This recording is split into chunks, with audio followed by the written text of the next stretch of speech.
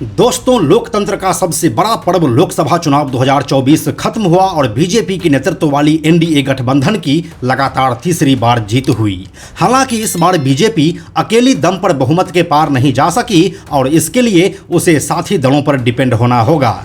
जहां बहुमत का आंकड़ा 272 सीटों का है, वहीं बीजेपी इस बार सिर्फ 240 सीटों पर ही सिमट कर रह गई, जबकि यही आंकड़ा पिछले लोकसभा चुनाव में 303 का था। लेकिन ये सब क्यों हुआ और बीजेपी को उसके गढ़ उत्तर प्रदेश में क्यों इतनी कम सीटें मिली, ये सब तो चर्चा का विषय है, जिसके लिए कितने ही पॉलिटिकल एनालिस्ट ने वीडियो बना दिए हैं। इसलिए हम उसके बारे में चर्चा तो नहीं करेंगे, लेकिन हम आपको जो बताने वाले हैं वो आपको कोई भी नहीं बताएगा। हम आज के इस वीडियो में देश भर के 10 ऐसे सीटों के बारे में आपको बताएंगे जहां पर बिल्कुल ही चौंकाने वाले फैसले आए हैं। इन 10 में से 4 सीट तो सिर्फ उत्तर प्रदेश से हैं और बाकी एक सीट पंजाब, हिमाचल प्रदेश, तमिलनाडु, पश्चिम बंगाल, राजस्थान और दिल्ली से है। इसलिए चलिए आपको सीधे इन सीटों पर लेकर चलते हैं। हेलो एंड नमस्कार, मेरा नाम है प्रशांत और आप देख रहे हैं बेजोड़जोरा.com का यूट्यूब चैनल।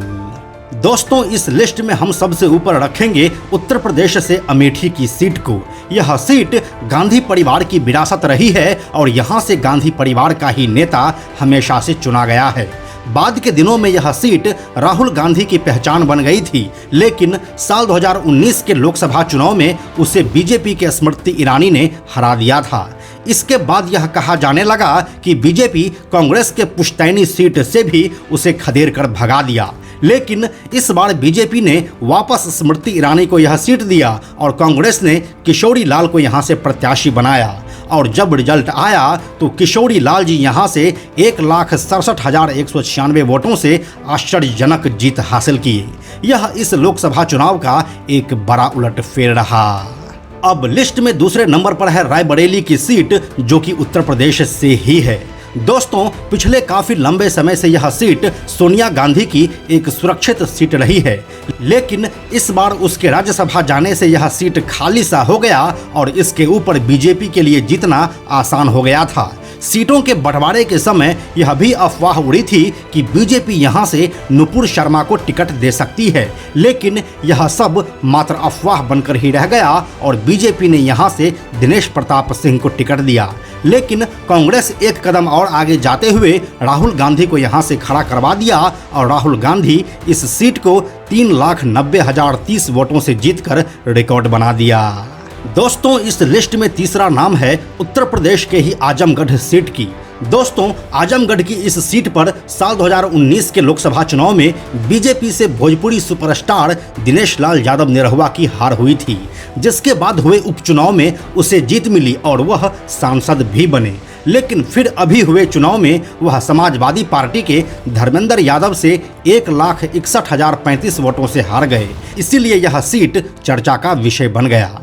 दोस्तों, इस लिस्ट की चौथी सीट है उत्तर प्रदेश से ही फैजाबाद की सीट।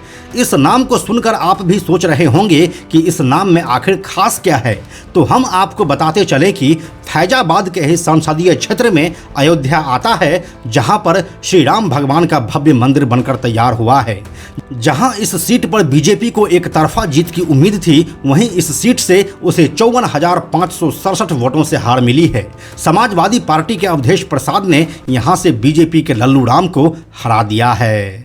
इस लिस्ट की हमारी 5वीं सीट है पंजाब से खांदूर साहिब की सीट।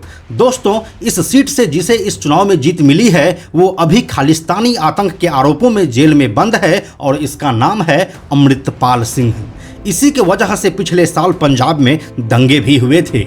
इसी वजह से पुलिस इसे चेज करती है और इसके ऊपर कई धाराओं में केस दर्ज करके इसे जेल भेजती है। लेकिन अमृतपाल सिंह जेल के अंदर से ही निर्दलीय चुनाव लड़ता है और 1-2 नहीं बल्कि 1,97,120 वोटों के बड़े अंतर से जीत हासिल करता है। इसने जिसको हराया है उसमें कांग्रेस, आम आदमी पार्टी, शिरोमणि अकाली दल और भारतीय जनता पार्टी के भी कैंडिडेट शामिल है।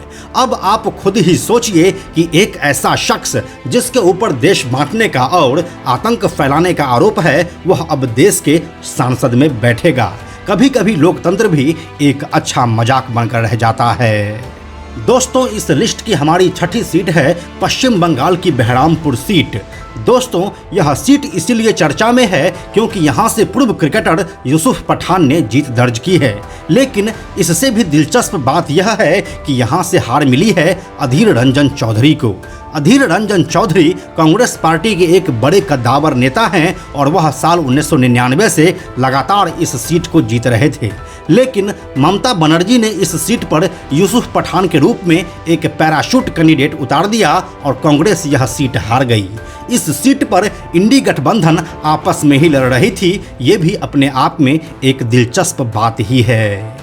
दोस्तों, इस लिस्ट की हमारी 7वीं सीट है तमिलनाडु की कोयम्बटूर सीट। बीजेपी को दक्षिण भारत में नया ऑक्सीजन देने वाले के अन्नामलाई इस सीट पर डीएमके के नेता से हार गए हैं, जबकि सबको उम्मीद थी कि यह सीट अन्नामलाई आसानी से निकाल कर ले जाएंगे। लोकतंत्र का एक खेल यह भी देखने को मिलता है कि जहां पर आतंक के आरोपी अमृतपाल सिंह रिकॉर्ड वोट से जीत जाते हैं, वहीं एक पूर्व आईपीएस के अन्नामलाई को हार का सामना करना पड़ता है। दोस्तों, अब इस लिस्ट की हमारी 8वीं सीट है हिमाचल प्रदेश की मंडी सीट।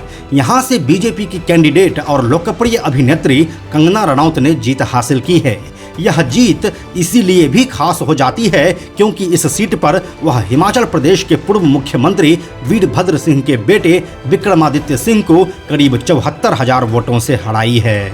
अब हम आते हैं 9वें नंबर पर और यह सीट है राजस्थान का बाड़मेर सीट। इस सीट पर लोकप्रिय छात्र नेता रविंद्र सिंह भाटी चुनाव लड़ रहे थे। इस क्षेत्र में उनकी लोकप्रियता को देखकर यह लग रहा था कि यह सीट वह आसानी से निकाल कर ले जाएंगे, लेकिन वो कांग्रेस के उम्मीदी राम बेनीवाल से 1,18,176 वोटों से हार गए। रविंद्र सिंह भाटी बीजेपी से टिकट की आस लगाए थे, लेकिन बीजेपी ने कैलाश चौधरी को टिकट दे दिया। अगर बीजेपी ने रविंद्र सिंह भाटी पर दांव खेला होता तो यह बीजेपी की सीट भी आराम से निकल जाती। रविंद्र सिंह भाटी के हार की वजह से यह सीट चर्चा में आ गया है। अब आखिर में 10वें नंबर पर हम बात करते हैं दिल्ली के उत्तर पूर्वी सीट की, जहां पर लड़ाई मनोज तिवारी और कन्हैया कुमार के बीच थी। इस लड़ाई के रोमांचक होने की उम्मीद थी, लेकिन बीजेपी के मनोज तिवारी ने कन्हैया कुमार को एक तरफा मुकाबले में 1,38,778 वोटों से हरा दिया। यह जीत अपने आप में ही एक मैसेज है और यह मैसेज क्या है हमें बताने की जरूरत तो है नहीं। तो यही थी हमारे ओर से यह 10 सीटें जिसके चुनाव परिणाम ने सबको शॉक किया है। अगर आपके नज़र में भी ऐसी ही कोई सीट है तो हमें कमेंट में लिखकर जरूर बताइए। हम जल्दी मिलते हैं आपसे एक नए वीडियो के साथ। यह वीडियो अगर आपको पसंद आया तो इसे लाइक और शेयर जरूर करें। आने वाले वीडियोज़ के लिए बेजोड़ जोड़ा को सब्सक्राइब करके बेल आइकन को टच करना ना भूलें। Thank you so much.